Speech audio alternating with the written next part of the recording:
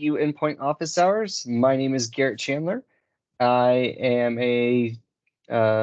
what am I, Richard? Technical specialist on the education team, joined by Richard and Scott, and a few of our other team members.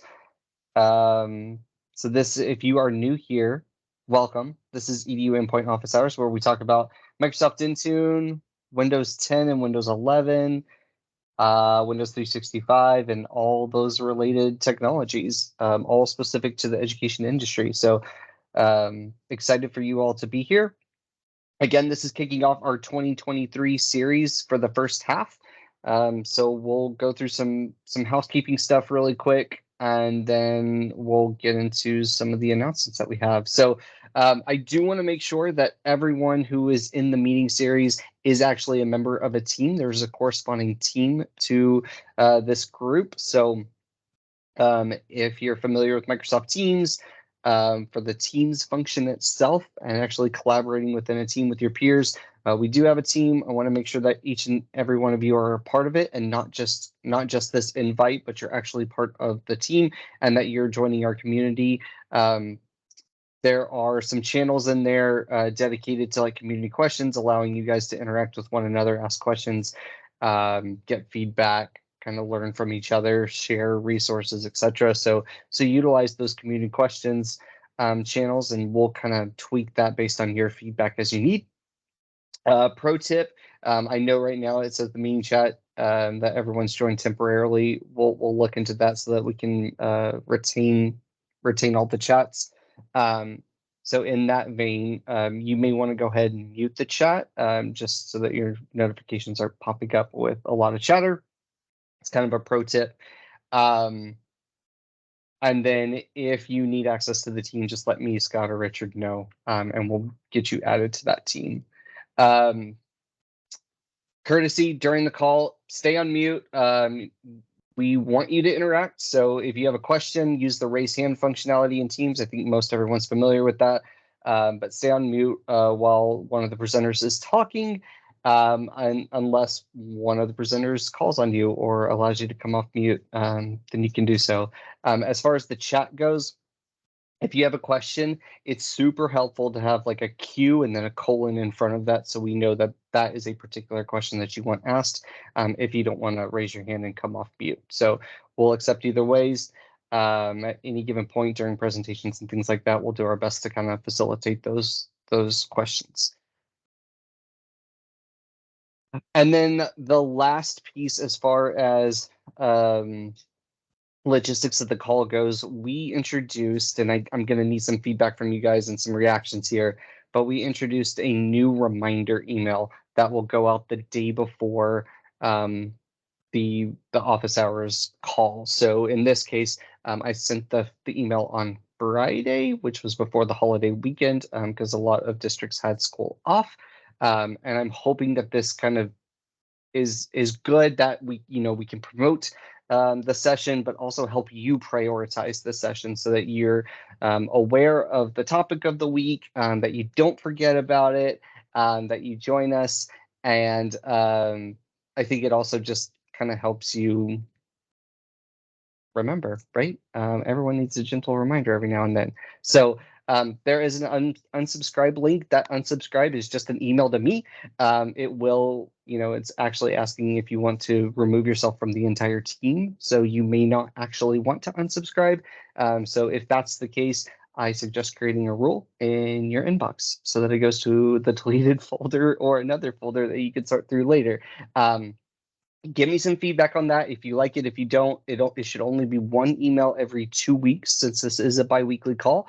And I'll try to have it out the day before every call so that you know what to expect. So did everyone get that email? Can I get some thumbs up reactions? Or awesome. Nice. Okay, good. Give us feedback. Again, this is community design for you guys, so hopefully that's beneficial to you. Let's see. Oh, my dog just turned on my Roomba underneath my desk. That was fun. And this is being recorded.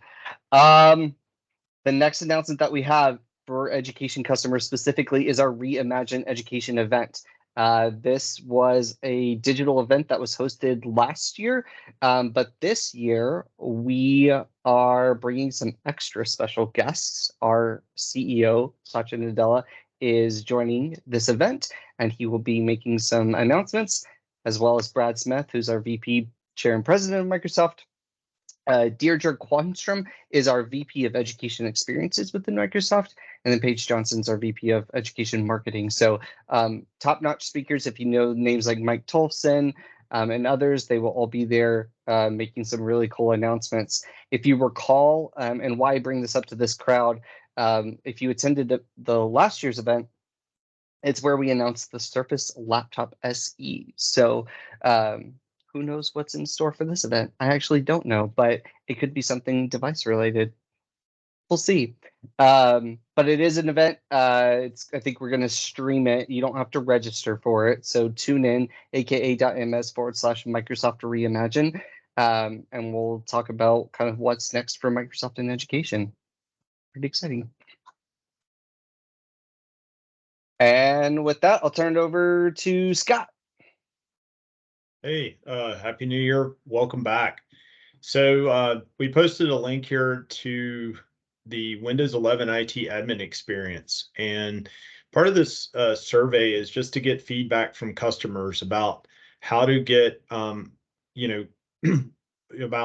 the whole Windows 11 upgrade experience.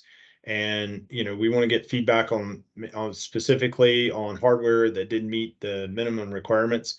We have a link to the survey. We would definitely love your feedback on this. This allows our product managers and engineering teams to go back and evaluate things. And again, it's just part of this continuous feedback loop that we always have. So take a moment, please, go fill that survey out and put things that are specific to education, because it's really important that as we are, as we're designing our products, that we take education concerns in the matter. And so putting that feedback in there will help them create a lot more scenarios that will work for our industry. So give that feedback, be candid with it, and we'd appreciate your time filling this out. Thank you very much. And I'll turn it back over to Richard at this point.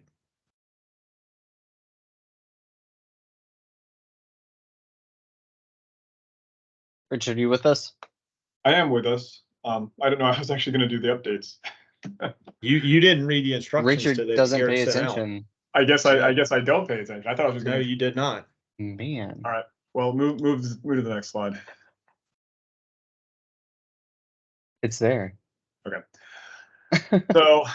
So we did the release of the 2212, the service release for Intune.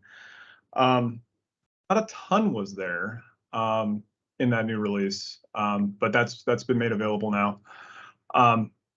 We've also added a new blog post for targeting apps and policies for Windows Autopilot. A lot of this stuff is not, I don't think there's anything really new there. It's more so of just a collection of best practices that we've collected over the years. And so our support team went ahead and put a blog post out for that. So you want to check that out.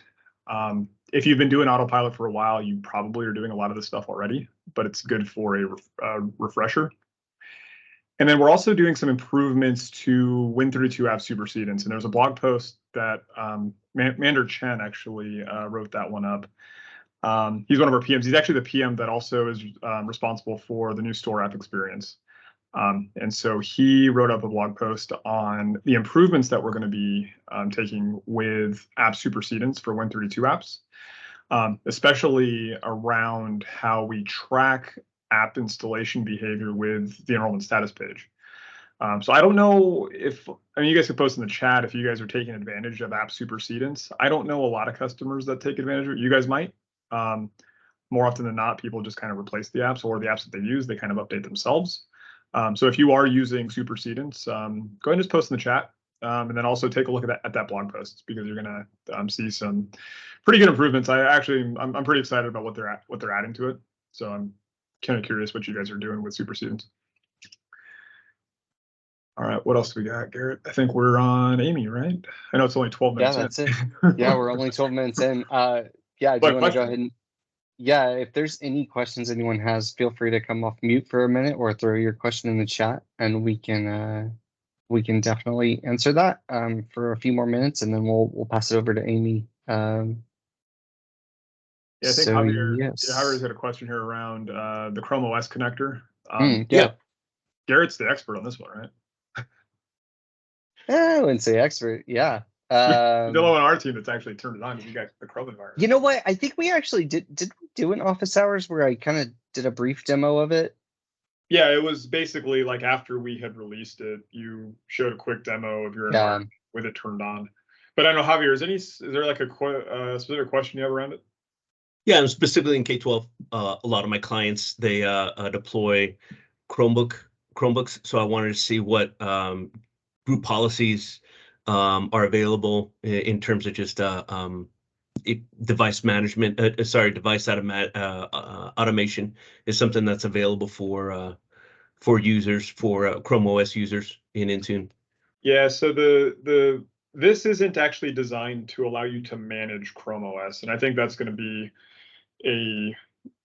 it's something that I think can confuse people because it, like, you see it in the console, like, oh, I can add my Chrome devices and I can push out policies, push out apps and things like that.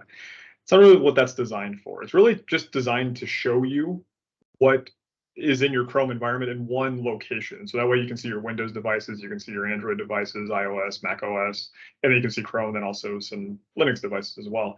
But it's not really there for management. A lot of that has to do with our ability to get access to the APIs that Chrome provides to managing Chromebooks. So we just don't have access to them because Google doesn't make them available for any MDM provider. I know that, I think I've seen like Workspace ONE / AirWatch has had the ability to manage some of that stuff. I don't know like in depth on what they can do from a management perspective, but Google could be making some potential, like they have potential relationships with other MDMs to allow some of that stuff, but we don't have that relationship with them where they're allowing us to actually manage those things. What we do ask customers to do, though, is that if you want Intune to be able to manage some of this stuff and be able to do it all in one place, is talk to Google. If you've got a relationship or like an account manager or someone over at Google that you could talk to, tell them that you want to be able to manage these devices over in Intune. Because what's interesting is that what Google's doing is they're actually making it so you can manage Windows devices in the Google Management Console. Now, it's kind of complicated because you have to use custom URIs to do it. So it's not just like, hey, you got all these like you have all these knobs you can turn in the console to be able to do it. You've got to actually do some custom policy work, but at least you can actually push those policies out and manage them. Whereas we don't have access to do that. So in my perspective, it's kind of an unfair fight where they're over here saying, hey, you can manage Windows devices in our console, but we won't allow Microsoft and Intune to be able to push out stuff that way. So. Really quick, Laura's got her hand up, and Laura, if you want to come talk about your experience, we'd love for you to share a little bit. Yeah, sure. It was funny. As soon as he said that, I was like, oh, I was just gonna say that.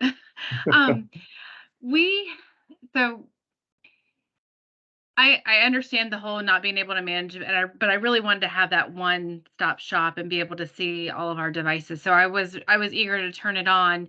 I did turn it on. However, it carries over everything. So we have a lot of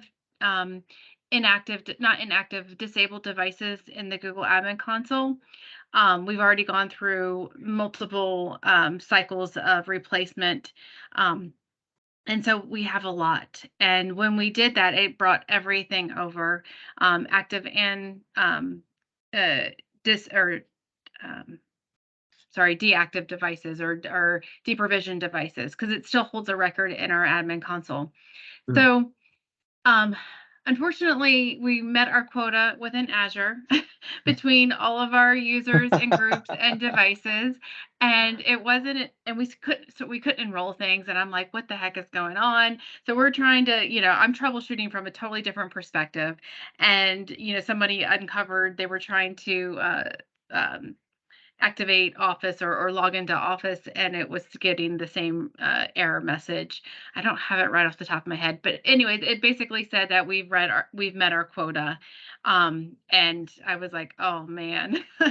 So I was able to the process of connecting the two was very simple. It just worked, and it took, I don't know, maybe an hour or so for them all to start reporting. Yeah.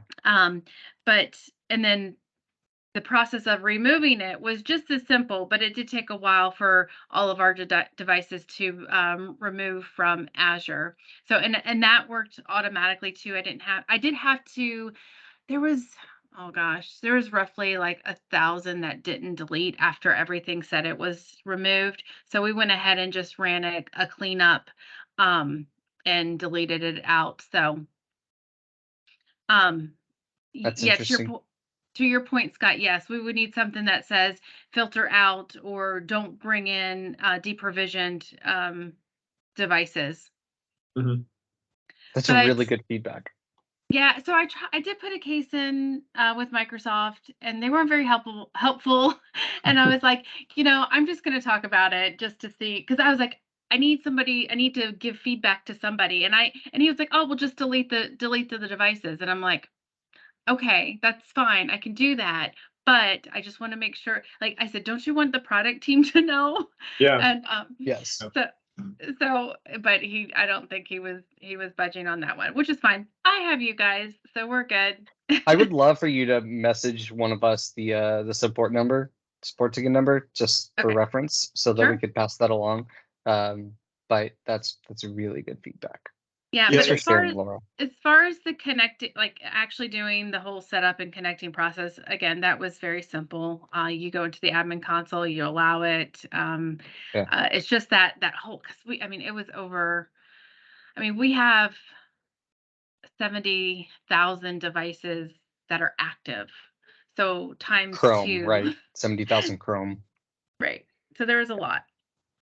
And we have a lot of groups. So we manage our groups and users to the extent. So there's lots of groups in Azure as well. But anyways, that's my feedback. I'll send you that information, but I love something that doesn't bring over the deprovisioned devices.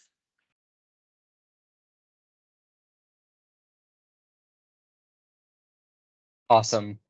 Oh, and it does skew your compliance numbers because it doesn't recognize them as compliant devices. So I was running the compliance trend report, and just to kind of make sure that we were still on track, and the number shut up for non-compliant devices. Like, Okay. Yeah. so it That makes does sense. report them as non-compliant, which I get, but it just kind of skewed that numbers up. And you could filter out, you could only report on Windows devices or whatever, but Mm-hmm. No, it's a good point, because I think when I enable it, I just have the one Chromebook, right? So my telemetry, nothing really shifted there. So I can see it in mass when you're connecting tens of thousands of devices, how you could easily skew that. Wow, that's great feedback. Thanks for sharing, Laura. sure. Really quick, is it Fredolin? Fredolin? If I'm mispronouncing, I apologize. But the question is Intune developing anything to help configure endpoints to meet compliance for CMMC, NIST 800, or CIS benchmarks? Richard, Scott, do y'all know? I don't know specifically if we're doing anything around any specific NIST, whether it's NIST 800 or otherwise, or CMMC.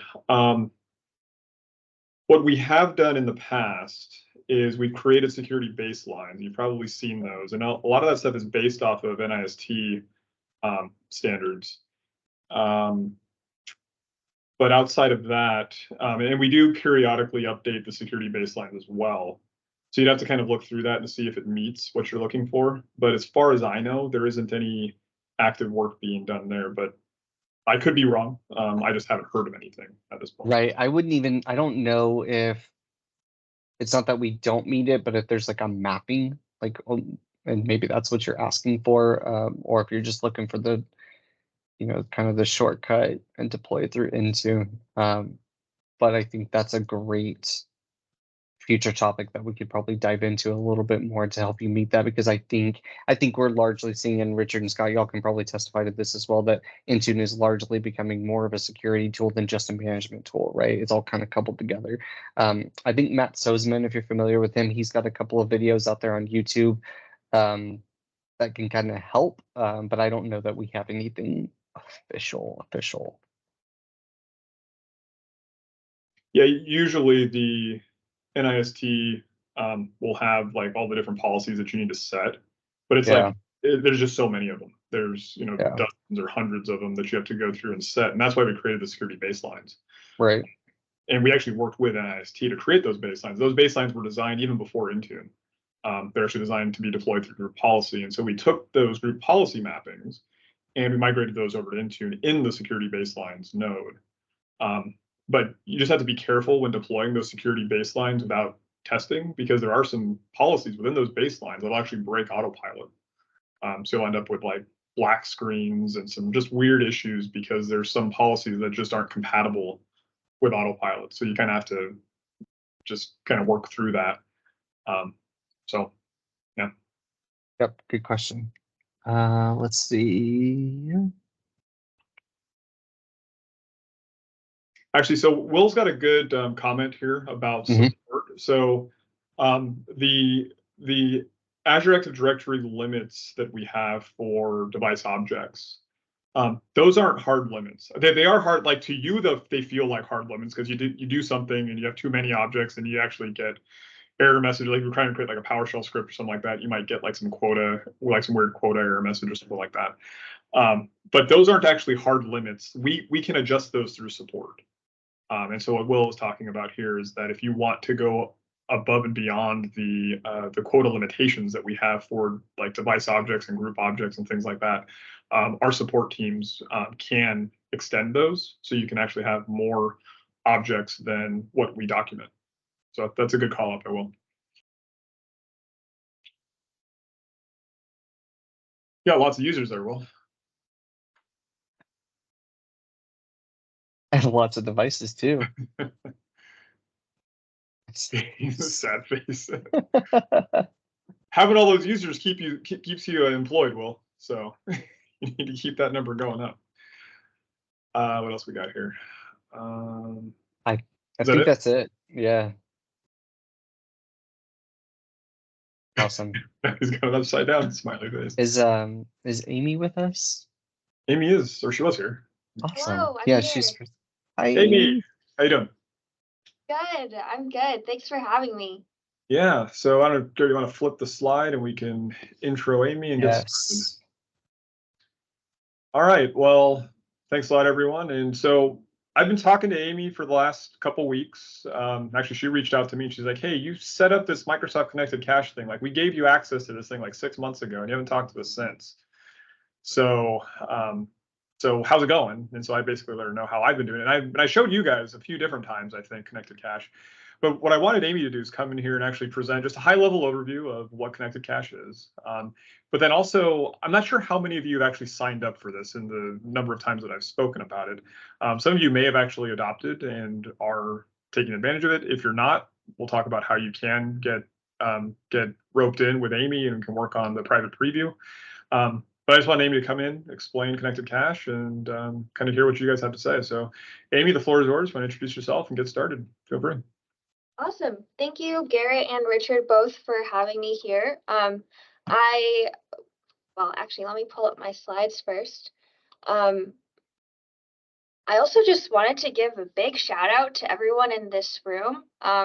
I feel like IT admin at schools, you all are some of the most underappreciated people sometimes. I mean, I remember when I was in school, the number of times that I forgot my password as like a third grader. But now I'm realizing that is truly just the very smallest tip of the iceberg that you all have to do to keep your schools running. So really just wanted to give a big shout out because it's awesome to see the amount of work and the energy and the education that you put in to make sure that your schools are being well run. So kudos to that. I'm really excited to be here today. My name is Amy. I'm a product manager on the delivery optimization and Microsoft Connected Cache team. I'm also joined here today by my manager, Narkis, who is just the biggest expert in both of these fields. And we're excited to walk through a little bit of what our products are, how they might help you, and then also answer any questions that you might have. And also, this is a great opportunity for us to talk to education people working in education to get your feedback. So hopefully we'll have some time for that at the end as well. Cool. So the agenda for today, we're going to introduce our product a little bit in terms of what this early preview product is. We'll then walk through the MCC for Config Manager product that is already generally available today and why that might also be a good option for you. I'll answer a few key common questions we get from customers about exactly what is the difference between Microsoft Connected Cache and delivery optimization, or if they're the same thing, or if they're opponents. We'll talk a little bit about what that relationship is. We'll then walk through some customer insights from people around the world that have already given our early preview a bit of a try and talk through what their results have been like and see if maybe their scenario is similar to yours. And then lastly, walk through a couple of next steps in case this early preview is something that you're curious to try, or if you want some more information about it as well. Okay, so we'll jump straight into it. Microsoft Connected Cache for enterprise and education, it's a long name, is our current early preview product. It's a software-based, cloud-managed, in-network cache solution. That's a lot of hyphens, so I'm going to walk through it a little bit. The idea here is we will provide you with a software package that you can install on-premise in order to act as a cache for caching Microsoft content. And the nice thing here is it's also a cloud-managed solution. So we've talked to a lot of customers, some enterprise, some in education, that have told us that they're slowly moving away from those physically managed distribution points, and they're moving towards a more modern management strategy of cloud managing their devices. So like Intune, for example, which we had just talked about before I started presenting. So MCC, our early preview product, is a way for you to do that, and it caches a lot of different types of content, Windows, Office, Xbox, and even other more types, using the backbone of Microsoft's download client called Delivery Optimization. The nice thing is that it's a very flexible product. You can deploy this to as many Windows servers or VMs as needed, and it really depends on what your network looks like. So if you're managing schools across the whole country, for example, you might want to have one server per school. But if you're in a pretty local school district, then you might be able to have one server for multiple schools. So kind of gives you the optionality based on what your network looks like, because we know everyone is slightly different. It's definitely not a one size fits all kind of situation here. The big value add of MCC for enterprise and education is that it reduces network bandwidth utilization for your updates and deployments. If you're imaging student devices, for example, or getting everyone onto a new updated version of something, it really helps reduce that network bandwidth utilization. And lastly, I wanted to kind of highlight a technical aspect here. This MCC container is wrapped in eFlow and Mariner for your ease of use. So you don't have to worry about that, the general security updates and things like that. We take care of that for you. It's kind of a plug and play model where you get to focus on those caching capabilities without having to worry about all that, the other logistical side of things. So kind of wanted to focus on this point here to make sure we all get this across, which is this is a product that is deployed on premise in your network, but managed in Azure. We've worked hard to build up this Azure experience where you're able to create a cache node, monitor it, look at it all in one view, so that you're able to get an idea of how the connected caches are working for you on the cloud. Now it's deployed in your network so that those cache servers are close to home, close to those devices, so that any student laptop or staff laptop that needs an update can directly pull it from that cache server. At this point, you might be thinking, okay, I'm not ready yet for completely cloud managed devices. We hear that sometimes from our customers too. They might be on the journey to transitioning to cloud managed. And sometimes that process can take a long time too. So if you're somebody who still has on-prem distribution points, MCC and Config Manager could also be a great solution for you. This product has been generally available since Config Manager version 21.11, and it has all of the same back-end technology caching capabilities as our early preview product. So all of those content types I talked about earlier can also be cached by MCC and Config Manager, but this product supports those traditional clients that are communicating with on-prem distribution points. So I kind of wanted to point that out here because some people already know about this, some people might not, so just wanted to make sure we're all on the same page here. Okay. So I wanted to walk through a few common questions that we get from customers. And the first one is, how do I monitor metrics about delivery optimization and MCC?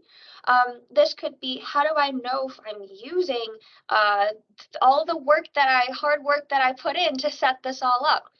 There's actually multiple ways to monitor monthly usage.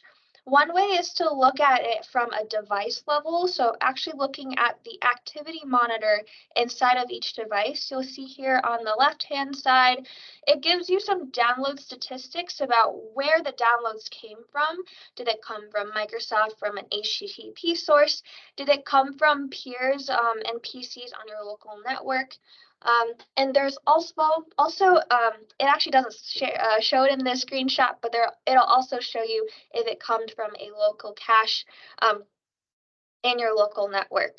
So the other place that could be great to see these metrics is the Windows Update for Business reports.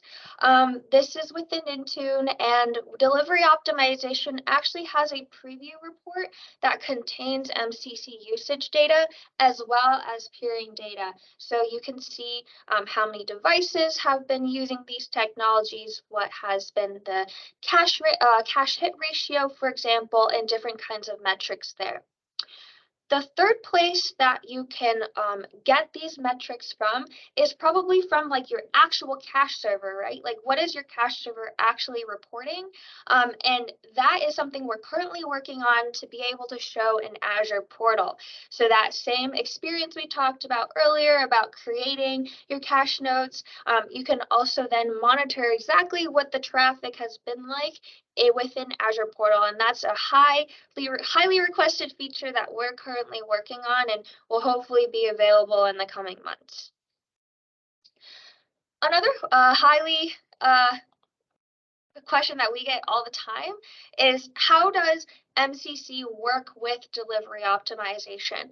What is the relationship between the two products, and how can I maximize whatever the problem I'm trying to solve with these two products? Microsoft Connected Cache I would definitely say it works hand in hand with delivery optimization, and it really depends on what your network looks like to figure out what the right combination is. But together, they're a great comprehensive solution for that last mile of content delivery. Delivery optimization is that peering technology that is really robust, and I like to label this as a distributed solution. This allows devices in your network to share content between each other. So, like students in the same classroom or something with their own laptops.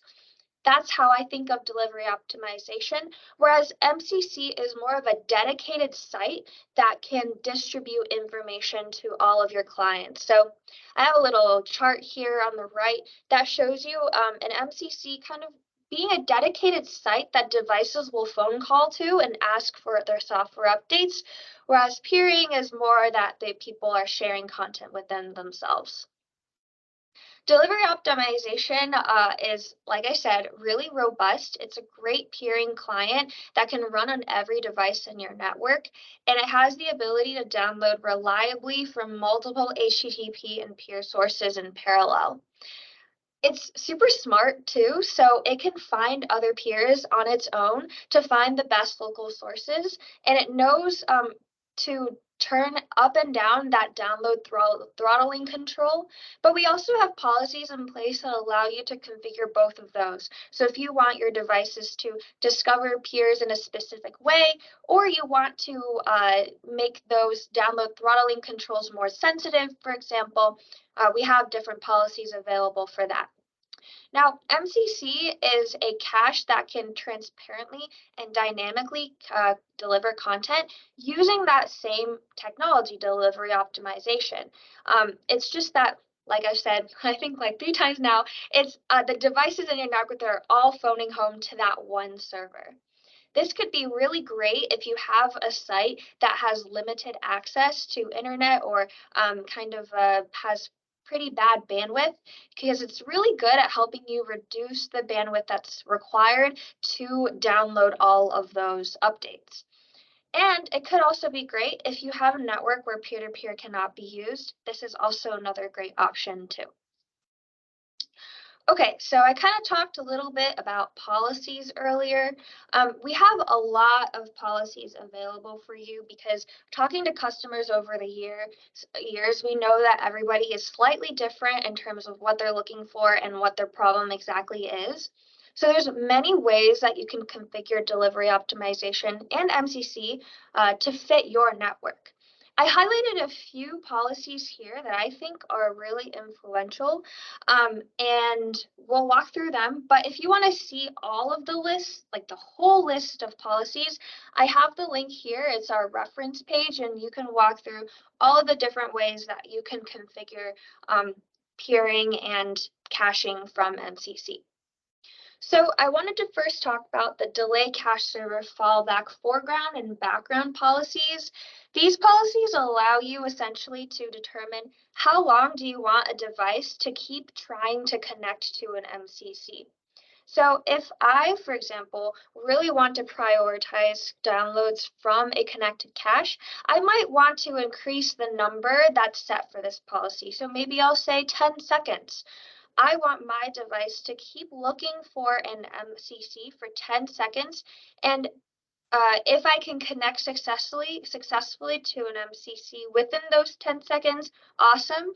If not, then I will fall back to my standard HTTP download mode. So that allows you to configure how long do I want a device to keep looking for an MCC, depending on your situation.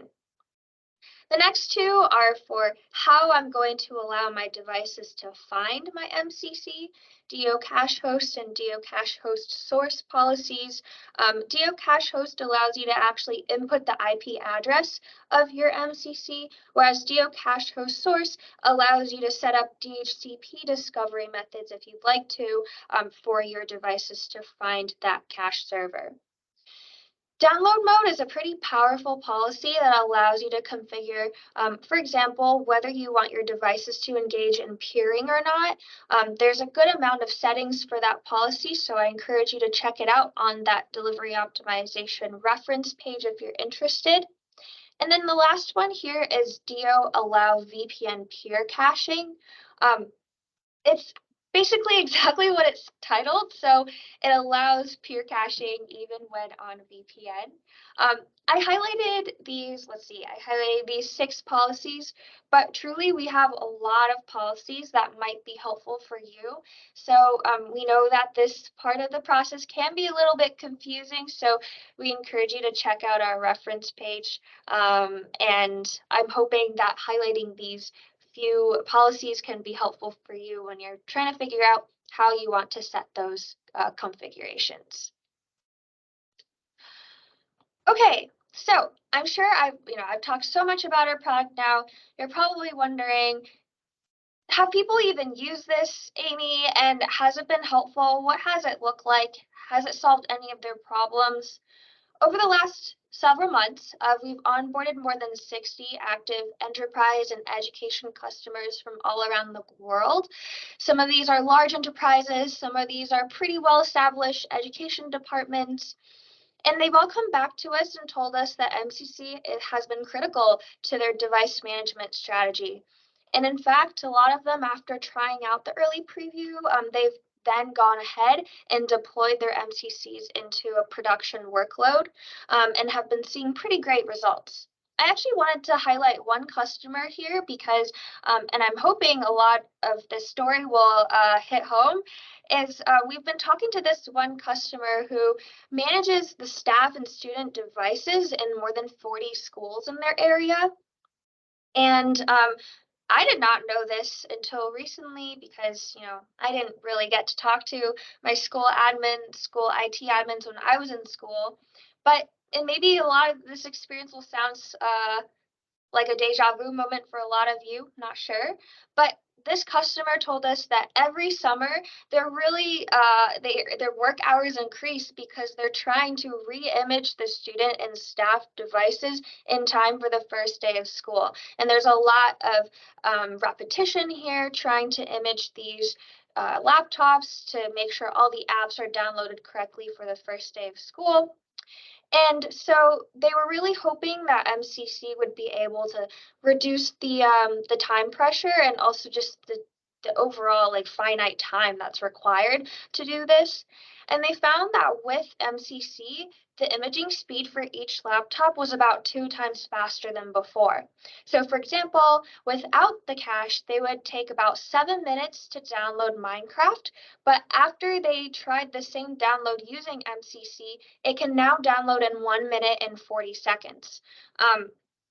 So that was really awesome to hear. And it's actually a funny anecdote, but basically he first deployed an MCC in just one school. And actually the next day he got a phone call from his colleague asking if he had done something yesterday. He's like, everything is downloading faster. What did you do yesterday? And so that was a great sign to our customer that it was working and they really needed to get MCCs into all their schools. So today they have about 20 instances across their school district, and overall they're seeing a higher than 98% cache hit ratio, which means that more than 98% of the time when one device asks a request for an update or some kind of package, it's already in that cache and it can directly pull it from the cache.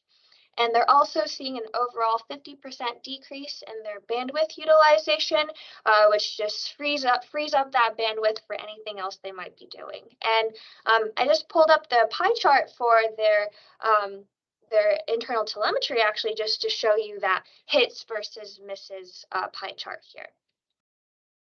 So maybe this sounds like you, or maybe you have something similar that you think might benefit using MCC. If that's the case, we are still taking early preview customers, and we would love for you to join us. Our team is really, really big on getting feedbacks because we really care about making sure our product works for you. So if this is something you're interested in joining, please click on this link to our interest form. It's just a few questions to get us an idea of what you're facing. And if you want any more information about our product, I've also included our email here so you can directly reach out to us. But yeah, I think we've got a good amount of time left for questions. So I would love to open it up. I think there's been some questions in the chat already, and then also invite Narkis to help me answer these questions in case. But yeah, thank you all for having me. I hope you got to learn something through this, and I'm really excited to hear what you have to say.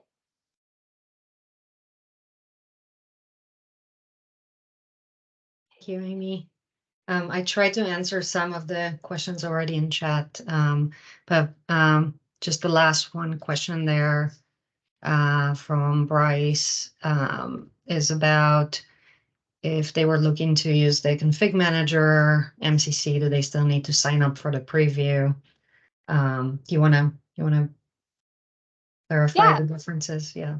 Yeah, so that's a great question. Thank you for clarifying. This link is just for our early preview. In terms of using the config manager distribution point, that's already a GA product, a generally available product. So I can definitely put our documentation for that in the link here, so you can reference it. But yeah, this link is just for the early preview. Yeah, so for the main difference for the config manager DP is obviously you need the DP to deploy MCC to it, but then you can use either config manager managed devices or into managed devices to point them to pull content from your MCC on the DP. So the private preview is for what's been referenced across the board as the standalone version, the one that doesn't require config manager. Thanks for clarifying. I was fairly sure that was the answer, but mainly I wanted to make sure that you guys weren't looking for additional participation or engagement on our side through that process. We are working on building out greenfield new environment to roll out university-wide, and so this is part of our plan. So we'll be excited once we get up and running with config manager. Didn't know if that was something through the sign up that you guys wanted visibility to or not. No, that's great.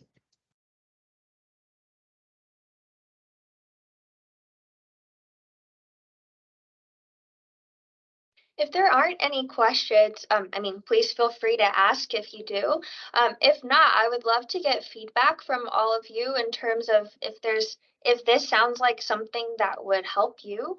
And if so, if there are any features you feel like would be really helpful, how you would think about using this for your schools, for example, we would love to hear that too. I'll just say, where was this 5 years ago when I was a school IT admin imaging, and I needed this. So I'm just excited for our own customers to be able to utilize this in production. So as Amy said, feel free to come off and suggest features and or give any feedback.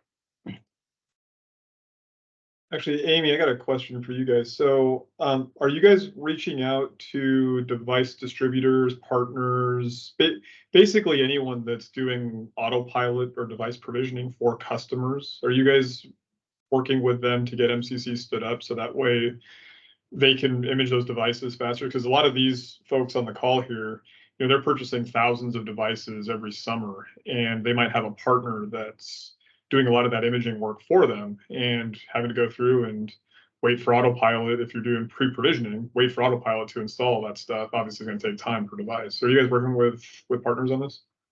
Yes, we are. And in fact, MCC does work with the autopilot pre-provisioning tool.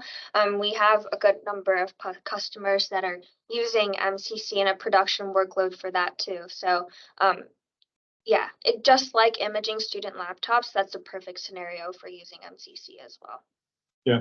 And so guys, if you're working with a partner on autopilot, and they're not doing this, like, ask them, because if it's taking them a while to get your device done, and you guys may not care how long it takes them to do it, as long as the devices get to you whenever you need them. But this is something that could probably help your partner. They may not be aware of this. So it'd be good to get them looped in with Narcisse and Amy to get them into the preview if they're not in it.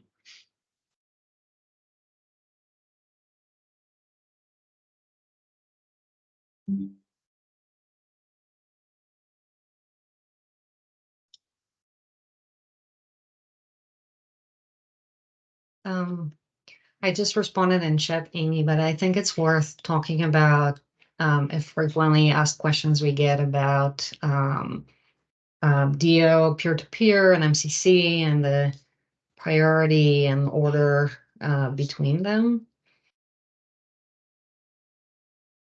We're setting bandwidth limits.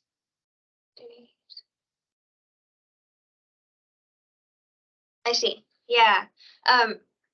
Yes, we do get this question all the time, which is like when you set a policy, how does it affect the different ways that a client can download from? So the idea here is that you do have the ability to set those priorities when a device. So yeah, I guess there's like three buckets, right? There's a device that will peer with another device. There's a device that will pull from a download from MCC, or a device that will just get the download from an HTTP source. If you want to prioritize downloads from cache server over HTTP, you would want to use the policy, the delay cache server fallback policy that allows you to essentially wait longer to get a download from the cache server before you then fall back to HTTP. If you're trying to set the priority of downloading from peers, I'd say like that one's probably slightly trickier currently with our current. Well, I guess we'd be curious to learn like what is the scenario there of like wanting to prioritize peers over MCC. But yeah, I don't think I'm actually fully answering the question though. If we're setting bandwidth limits, will that affect DO and MCC, or can we set priority one over the other? So yeah, I don't. Yeah, I read into it as kind of two separate questions. So, Will, feel free to correct. Yeah, our yeah. understanding. Feel free to come off mute, Will. Do you want to clarify? Yeah. Well, for our particular scenario, and this is somewhat an oversight on my part, when we turned on connected cache on our virtual DPs. Yeah, so we saturated our VM environment because all of our devices just snapped back looking for Office updates that were significant in size one day and crippled our core VM infrastructure. So about 5 layers of management above me had it turned off. So then I started reading up on the various ways that we could throttle at bandwidth, and everybody's super nervous that turning it back on will cause more problems than it solves. So, I mean, I guess in our scenario is over the past 20 years or whatever, we've gone from having servers in our schools to bringing them all back internally to our data center. And for clarity, we have 230, no, that's not true, 280 schools. And so they've got great infrastructure back to us. And so that's served us really well for our distribution points. But with those distribution points being centralized as a cache server, it's much, much more efficient. And so, they hammered it. So if we set up delivery optimization, the hope would be that a few of them will hit the connected cache, but the following devices would see the delivery optimization peers on their network as more attractive and go to them instead. Because I don't believe that we had delivery optimization turned on for peer-to-peer. So they all decided to go to the connected cache. So now, and there's a bunch of us that fully understand the problem, but we have to adequately communicate this to management. So I just wanted that clarity. I see. Yeah. Yeah, and Narkis, please fill in any gaps. But my understanding is that if you have both of these products turned on, your devices will attempt to connect to both of them at the same time. So it's really just like I am trying to find a peer and an MCC at the same time. Whichever one comes back successfully first is going to be the one that I get my download from. So in your case, Will, if you have a lot of devices that are both peering and trying to connect to a cache server, you'll probably see a mix of the two instead of all of them hitting one or the other. Right, which is why I was sort of asking, if you find a peer, like go nuts, 100%, just get your content as quick as possible. But if you find the MCC cache, like maybe take it easy because, we don't need 17,000 devices or 117,000 devices hitting it all at once. Although a lot of those are Apple devices, so they're not relevant to this conversation. Yeah, and I think the type of download matters as well. So when the content is an update that's going to hold in the background, the prioritization will be in the client to go for high-peer efficiency. If the content is pushed in sort of an interactive fashion, like everyone go get it now, then prioritization is on completion and speed. And one thing the client does is measure the available bandwidth all the way to the source. So in the case where you described, because the connection back to the source, which is MCC, is wide and available, the initial few clients that are trying to pull are probably overreaching in terms of the throughput that they're pulling the content. And as new devices join over time, their measurement will reveal that there's less bandwidth available and they will slow down on their own. But if all devices are pulling all at the same time, that process is too slow to react. So just throttling to begin with is probably a good solution in this case. Yeah, but definitely pulling from peers in MCC in parallel is what we expect to see initially. And then if there's peers that are like literally in the same, local network, they'll be faster. The client will gradually draw HTTP connections. In your case, because the HTTP connection is so fast, I'm guessing that's what's, causing the client to pull really quickly. Yeah. Yeah, and Amy asked the question about prioritization because we've been debating about adding a new policy or new means to let you guys tell us what you prefer, right? So different situation, different scenarios is like we're trying to understand what the scenarios are and whether the existing policies we have in place can satisfy those. So if you told us, my MCC is highly connected and I prefer to use more MCC over peers, that we would tell you, okay, set these two policies and it will achieve that purpose and support that scenario. So we would love to hear. Yeah, Narquise, on that one, Amy and I had a conversation last week, I think, about the different scenarios, if you look at a K-12 institution, for instance, a lot of the devices could be low-end laptops that have like 4 gigs of RAM, 64 gig hard drives at the minimum. Mm-hmm. And so in those scenarios, you probably don't want DO because you got to think about a classroom of 30 devices that are hitting one access point, and they're all just kind of sharing content amongst and by default, it's really going to go behind, it's going to peer that content behind the NAT. And so so you're not necessarily going to just get content that's from those 30 devices in that classroom. You could go, depending on how your network's set up, you could be going to a different school in the district. So it's not always that you're going to get all that content contained in one place. And so with DO, it's not always clear, I think, to customers, how do I turn off DO? But only have, now with MCC coming, how can I only make my clients go hit MCC and not use DO? And so, I mean, you can set the RAM limitation. You can say, well, I only want devices that have 8 gigs of RAM to peer content. And if that's the case, then do that. Or if the disk size is greater than 128, then you can be a content peer.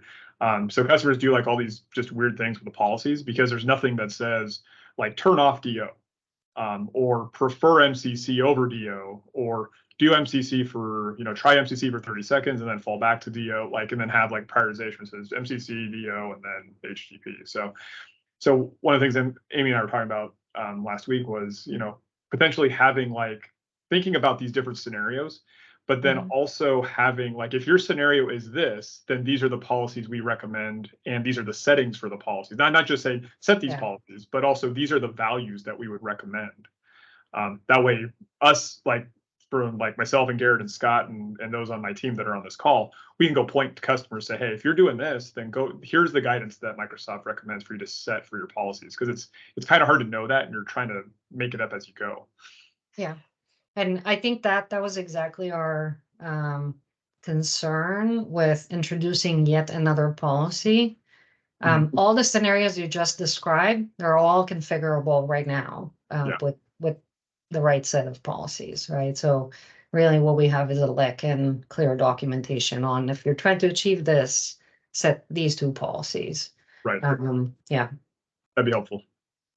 Awesome. Awesome. Well, I want to thank Amy and Narcus for joining us today. This was a fantastic call covering Microsoft Connected Cache. So thank you, Amy. Fantastic job. Great job answering the questions, everyone. Thank you for participating. That concludes today's call. We will see you guys in a couple of weeks. It should be January 31st is our next call. So thank you again, presenters. Y'all were, Amy rocks. I can't say better than that. Amy rocks, right? Thanks, everyone. Thank you, everyone. Have a great, Thank you great all. afternoon. Bye. Yep. Take care, guys. Thank you. Thank you. Bye. Thanks all. Bye.